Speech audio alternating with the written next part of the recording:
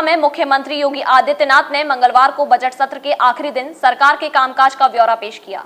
इस दौरान उन्होंने कोरोना काल में सरकार की दूरदर्शिता और अच्छे परिणामों को सदन के समक्ष रखा।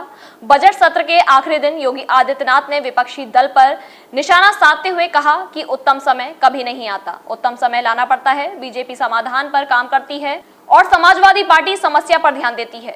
योगी आदित्यनाथ ने बजट सत्र में बोलते हुए कहा कि यह अब तक का सबसे बड़ा बजट है। इस दौरान उन्होंने अखिलेश यादव पर तंज कसते हुए तीखा हमला बोला और कहा, अखिलेश यादव को तो गाय के गोबर से बदबू आती है। अगर आपने पूजा की होती तो पता चलता कि गोबर को लक्ष्मी स्वरूप माना जाता है। नेचुरल फार्मिंग के साथ मैं तो चाहूंगा आप में से बहुत सारे मान्य सदस्य इसमें किसान हैं, प्रगतिशील किसान हैं।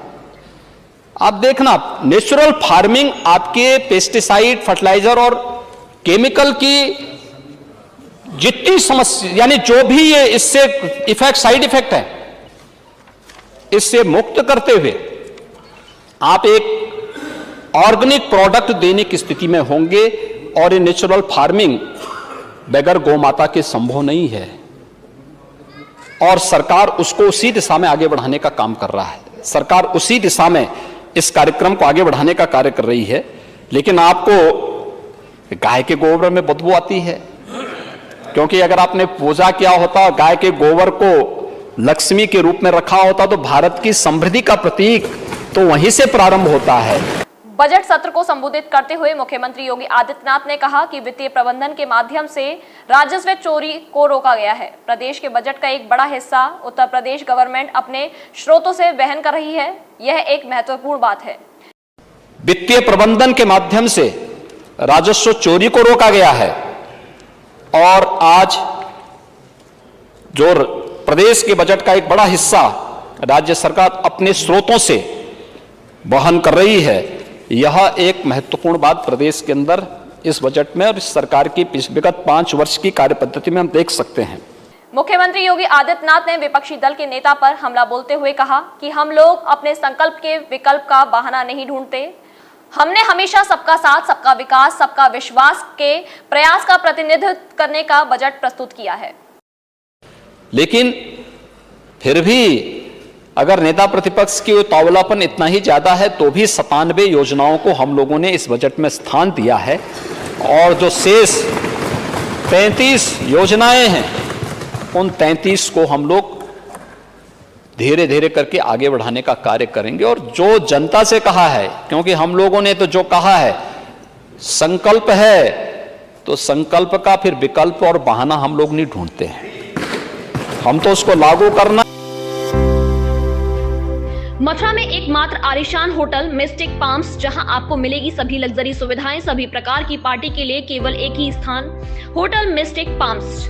यहाँ पर आलीशान restaurant, park, swimming pool, side restaurant एवं बार विश्व स्तरीय सुविधा के साथ, जहां आप ले सकेंगे discotheque with build music Anand, banquet hall जिसमें 250 लोगों की क्षमता है।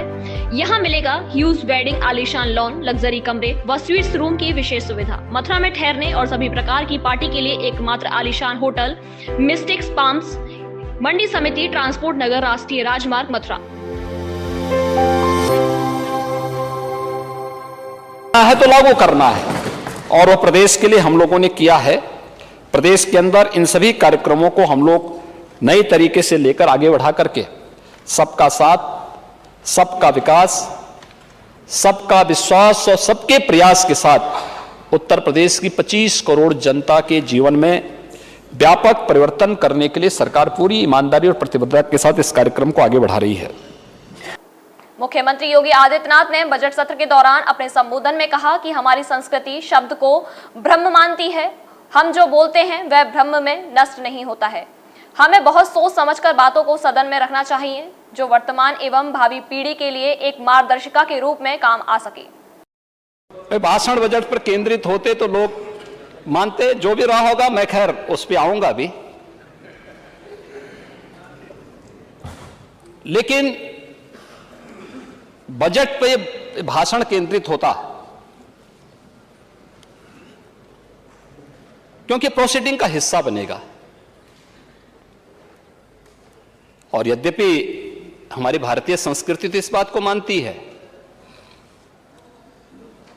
कि शब्द ब्रह्म है, हम जो बोलते हैं वो नष्ट नहीं होता है,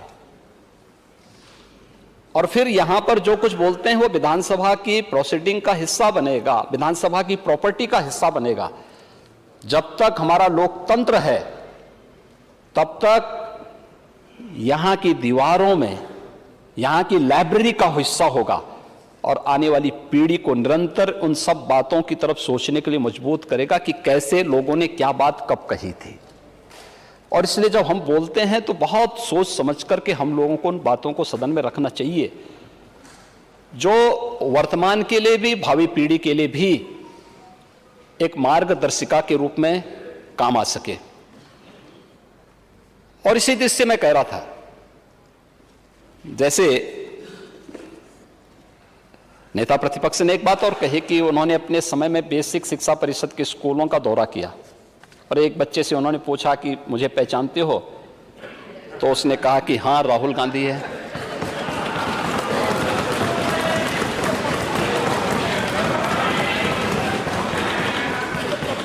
बच्चे भोले भाले होते हैं लेकिन मन के होते हैं सच्चे।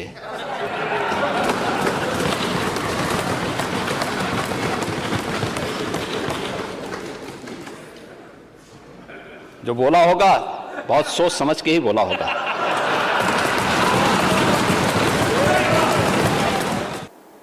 बजट सत्र के दौरान मुख्यमंत्री योगी आदित्यनाथ विपक्षी दल के नेता पर हमला बोलते हुए दुष्यंत कुमार की पंक्तियों के साथ अखिलेश यादव पर तंज कसा। कैसे मंजर सामने आने लगे हैं, गाते गाते लोग चिल्लाने लगे हैं। महोदय,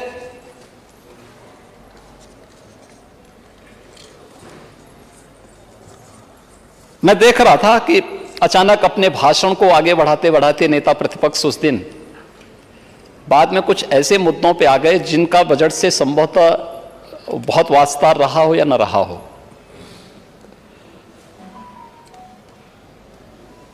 और कुछ ऐसी बातों को इस सदन में कहने लग गए थे जिसका खामियाजा प्रदेश अतीत में बहुत भोग चुका है, आज से उभर चुका है प्रदेश। उत्तर प्रदेश आज एक नई दिशा की ओर बढ़ रहा है।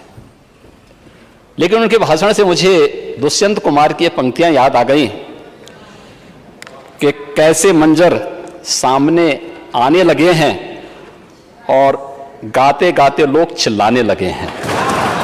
हमारे साथ जुड़े रहने के लिए न्यू न्यूज के YouTube चैनल को सब्सक्राइब कीजिए, साथ ही बेल आइकन को दबाइए न्यू न्यूज की खबरें सबसे पहले देखने के लिए।